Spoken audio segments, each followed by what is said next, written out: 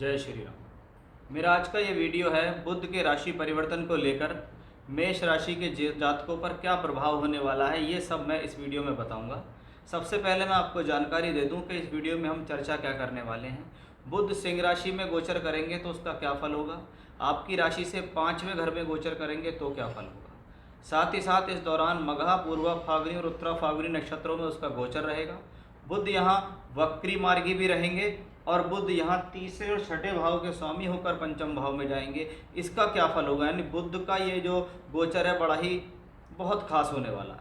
क्यों, देखिए सामान्य तौर पर 22 से 24 दिन, 25 दिन, 26 दिन मैक्सिमम बुध का राशि परिवर्तन हो जाता है। लेकिन इस बार अगर आप देखो तो 25 जुलाई को बुध सिंह राशि में जाएंगे, उसके बाद 24 अगस्त को बुध वक्री होंगे, फिर 16 सितंबर को मार्गी होंगे, फिर 1 अक्टूबर तक ये ग्रह इसी राशि में रहेगा।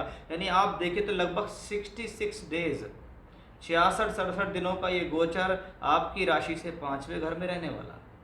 अब बुध यहाँ सूर्य की राशि में गोचर करेंगे, यानी ब्रह्मांड में देखें तो बुध ग्रह सूर्य की कक्षा के अंदर पहुंच गया है। सूर्य है ग्रहों के राजा, बुध है राजकुमार, यानी कहीं ना कहीं प्रसन्नता का विषय तो है।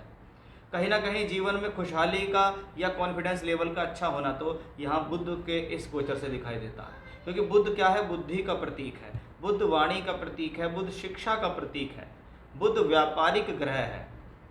अब एक ऐसा ग्रह जब सूर्य के उसमें जाता है तो इस दौरान व्यक्ति कहीं ना कहीं अच्छी और बड़ी योजनाओं बनाने में सफल होता है।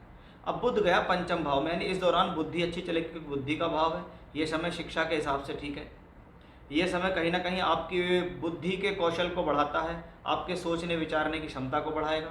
बुध अगर पंचम भाव में बैठे तो इसको एक्सीलेंट योग कहते हैं, यानी कहीं ना कहीं व्यक्ति इस दौरान जो कुछ देखता है, समझता है, याद करता है, उसको अपने मेमोरी में रखता है, उसकी पकड़ अच्छी हो जाती है। व्यापारिक क्षमताओं के हिसाब से देखें तो इसको बहुत शुभ माना गया, क्योंकि बुध व्यापार का कारक ग्रह है और व्यापारी कारक ग्रह बैठा है त्रिकोण भाव में, यानी बुध है व्यापार का कारक।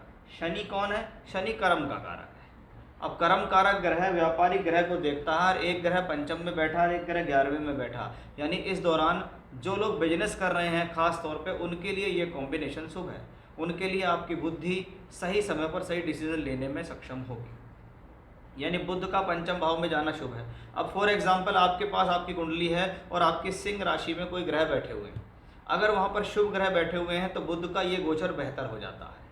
शुभ ग्रह जैसे गुरु है, चंद्रमा है, बुध है, शुक्र है, ये नेचुरल शुभ ग्रह हैं। इसके अलावा सूर्य, शनि, मंगल, राहु, केतु ये अशुभ ग्रह हैं। अगर इनके ऊपर बुध का ट्रांजिट जाता है तो वो इतना शुभ फल दायी नहीं होता, क्योंकि बुध इस दौरान मघा, पूर्वा फाल्गुनी और उत्तरा फाल्गुनी इन 3 नक्षत्रों में ट्रांजिट करेंगे। इन तीनों नक्षत्रों में ट्रांजिट करना शुभ के लिए शुभ है, अशुभ के लिए अशुभ है। कोई ग्रह नहीं है तो बहुत अच्छी बात है।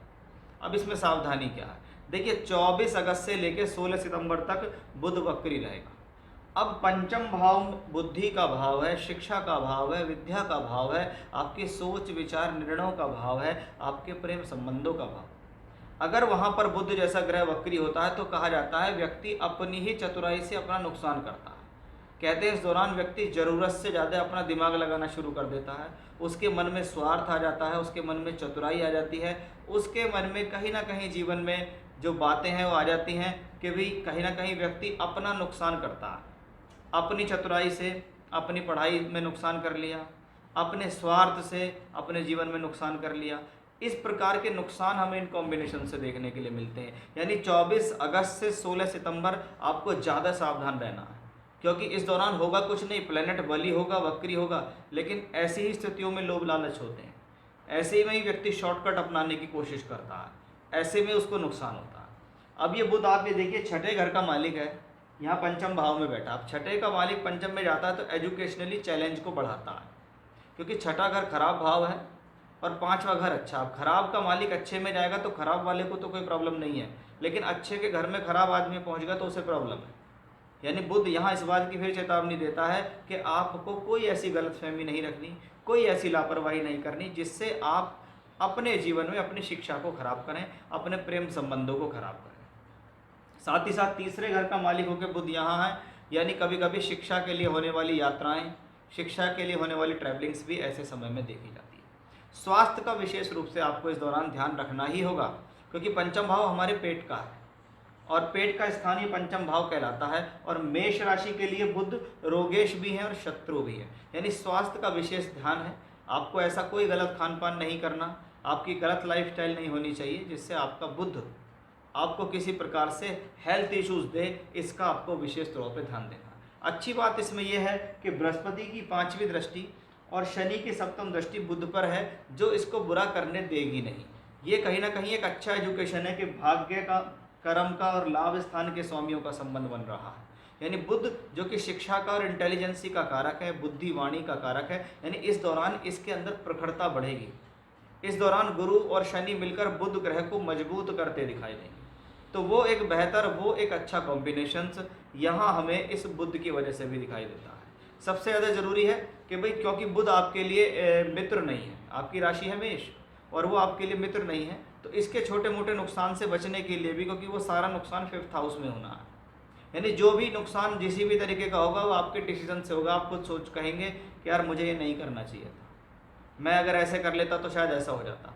तो उस चीज़ का ख्याल रखना है। और बुध को भगवान विष्णु का प्रतीक कहा गया, तो भगवान विष्णु के स्वरूप हनुमान जी, जैसे कृष्ण जी हैं, भगवान राम हैं, परशुराम हैं, आप इनसे संबंधित किसी भी इष्ट देवता का ध्यान कर सकते हैं, उनकी पूजा पाठ मंत्र जाप कर सकते हैं, उनसे आपको काफ़ी रिलीफ यहाँ मिल सकता है। तो ये था बुध राशि परिवर्तन का, बुध का वक्री मार्गी होने का मेष राशि के जातकों पर क्या प्रभाव रहेगा, कैसे रहेंगे ये 66 दिन, क्या शुभ क्या अशुभ, वो सब मैंने आपको इस वीडियो में बताया है। जय श्री राम।